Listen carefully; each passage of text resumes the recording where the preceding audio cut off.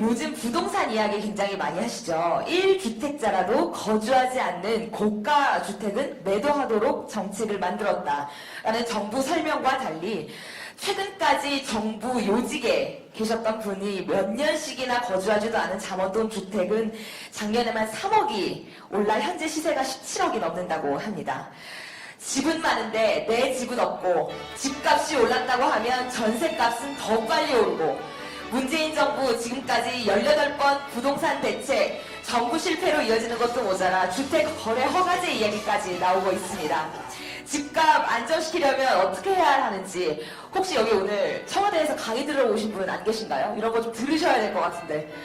시장과 조화를 이루는 부동산 정책을 주제로 강의하실 심교원 건국대 교수님이십니다. 큰 박수 부탁드립니다. 예, 반갑습니다. 최근에 전세가가 폭등해서 이제 전세 난민이 곧 될 것 같습니다. 저도 예, 건국대 부동산학과 있습니다. 부동산학과 교수가 전세 난민 된다니까 사람들이 좀 웃더라고요.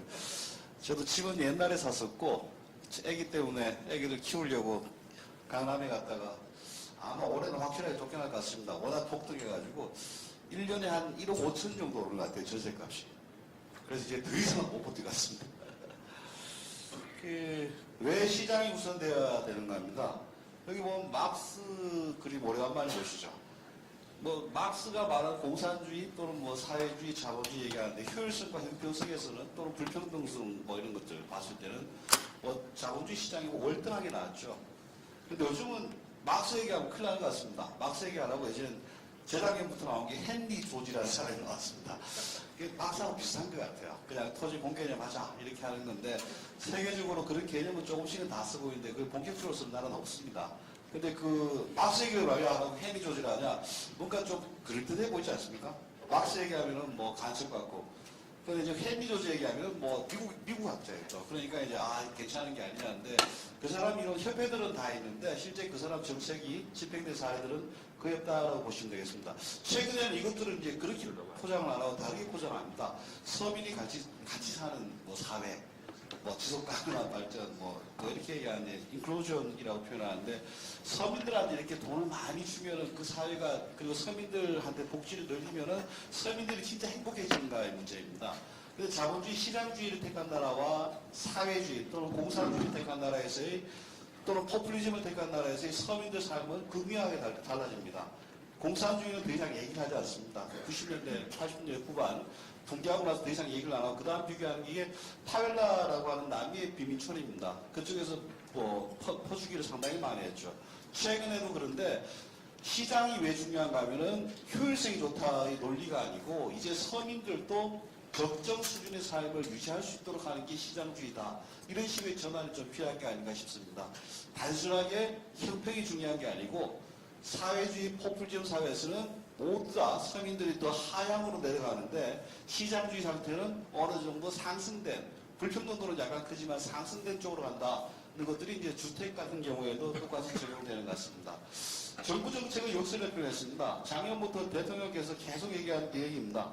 전국 아파트 값은 정부 출범할 때부터 3.4%니까 아주 나이스하게 올랐습니다. 아주 뭐 물가 상승률 미만으로 올랐으니까 안정적이다라고 보여지는데 재밌는 거는 이제 지방입니다. 지방은 역대 최장으로 빠지고 있습니다. 조금만 더 가면 IMF 수준까지 내려갑니다. 지방은. IMF도 우리 1년 동안 빠진 게 한 10% 정도 빠졌거든요. 이제 한 10% 칠 것 같습니다. 좀 있으면. 그러면 아마 지방은 곡소리 나지 않겠는가. 이 와중에서 이렇게 빠지는데 강남은 참 재밌습니다. 이때 어떤 때 가면은 그 8대책입니다. 그 국토부 장관이 휴가가 있다가 뛰어와가지고 정책을 발표했습니다. 그날 아마 법인세 법인 때문에 급작스럽게 발표를 했습니다. 그리고 발표하고 일주일 동안 무슨 일이 벌어졌는가 하면은 어느 부서가 무슨 일을 하는지 정리가 안 돼가지고 그 자체 부서 정리를 한 일주일간 됐습니다.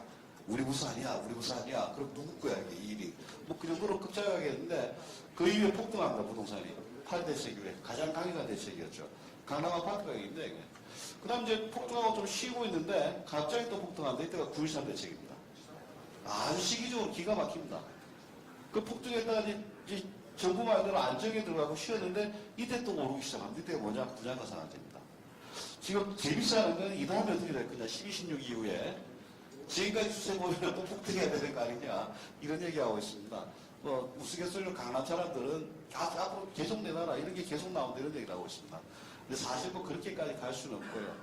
이렇게까지 정부 정책이 반대로 가면 이제는 좀 왜 그랬는지 고민도 한번 하고 앞으로 어떻게 하면 좋을지를 한번 고민해야 되는데 그런 것들이 좀 아닌 것 같습니다.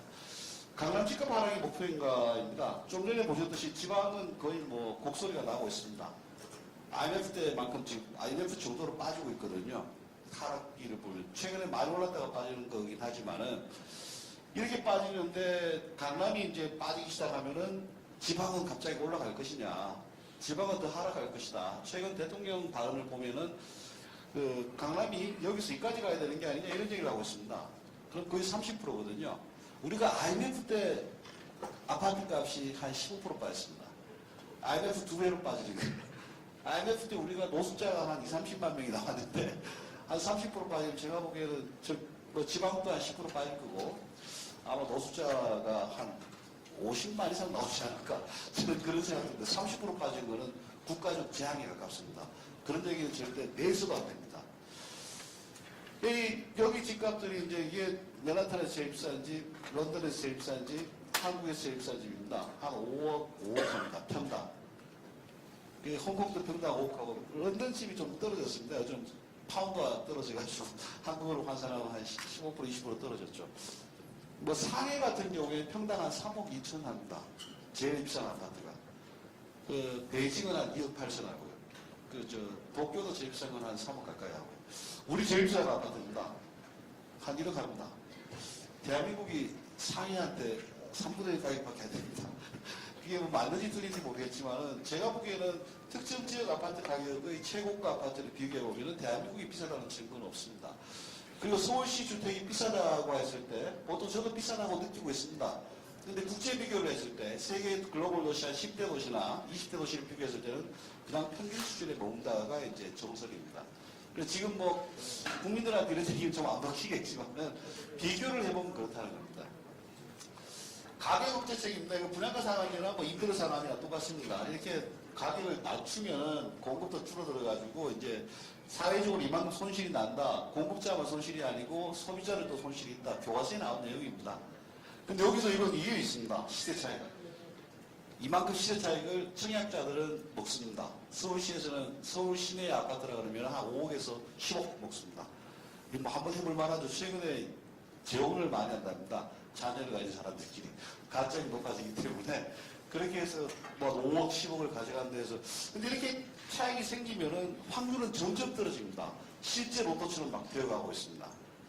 확률이 점점 떨어지죠. 공급이 좀 늘어나야 되는데 사실 이런 정책들은 그 사회적으로 굉장히 나쁜 정책이다 해서 교과서에 계속 나옵니다. 저는 깜짝깜짝 놀라는 게 모든 경제학계로는 이 그래프가 있습니다. 제가 이제 최근에 바뀌었나 싶어서 맥큐 경제학을 보니까 이 그림이 그대로 있습니다. 그래서 대학 교수님들 다 반성하셔야 돼요. 20대, 30대가 이런 정책의 찬성도가 7, 80%입니다. 교과서 때 하지 말라고 돼 있는데 지금 다 찬성을 하는 게 이상하죠. 그리고 임대료 상한제도 똑같은 그래프를 표현해서 하고 있습니다. 임대료 상한제 하면은 나빠진답니다. 경제학자들 이렇게 하는 게 우스갯소리가 있습니다. 도시를 파괴하는 가장 효율적인 방법은 미사일입니다. 우리 미사일 기업도 있죠. 북한에서. 두 번째로 효율적인 방법은 임대료 상한제입니다. 임대료 상한제를 하면은 도시를 파괴할 수 있다. 이런 얘기들이 교과서에도 실려 있습니다. 그래서 그런 것들을 봤을 때 이게 성공하겠는가 그렇게 볼 수 있겠죠. 그 다음에 세금으로 집값 잡히는 거 아닙니다. 제가 국기세 얘기를 놔뒀습니다. 우리가 이제 양도세, 보유세인데 보유세는 높이고 양도세 낮추는 게 맞다 아닙니다. 우리는 둘 다 높이고 있습니다. 보유세는 아주 뭐 평균보다 약간 낮은 편이고요. 양도세는 OECD 국가에 제일 높습니다. 봤을 때 보유세가 높으면은 불평등도 개선된대요. 이 두 나라가 보유세가 세계적으로 높은 나라입니다. 이 두 나라는 불평등도가 세계적으로 또 높은 나라예요. 보유세가 높으면 평등해져야 되는데 그렇지 않다는 거죠. 독일은 또 재밌습니다. 보유세가 아주 낮은 나라입니다. 우리보다 훨씬 낮습니다. 근데 아주 힘평한 나라로 평가를 받고 있습니다. OECD 국가에서. 그래서 불평등도와 보유세가 관계가 있냐? 거기에 대해서는 일관된 연구가 없습니다. 관계가 없다는 연구도 있고요.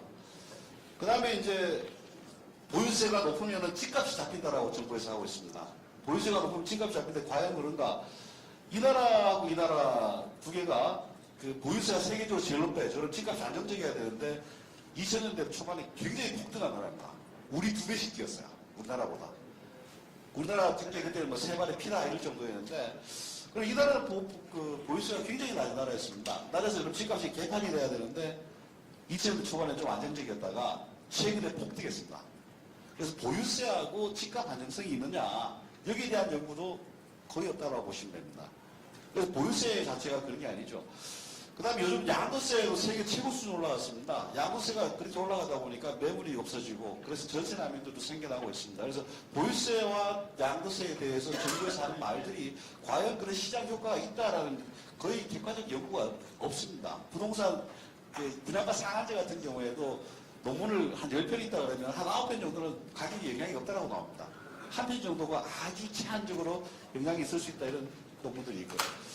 그 다음에 공급이 충분하다고 하고 있습니다. 공급이 충분한데 왜 집값이 오르느냐.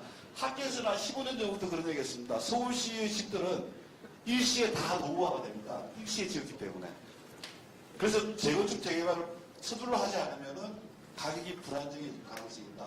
그 현상이 그대로 나타나고 있습니다. 재건축 재개발을 막으니까 신축 주택이 없고, 그럼 그 주택이 가격이 폭등하고 나머지 따라오르는 그런 현상이 나타나고 있습니다.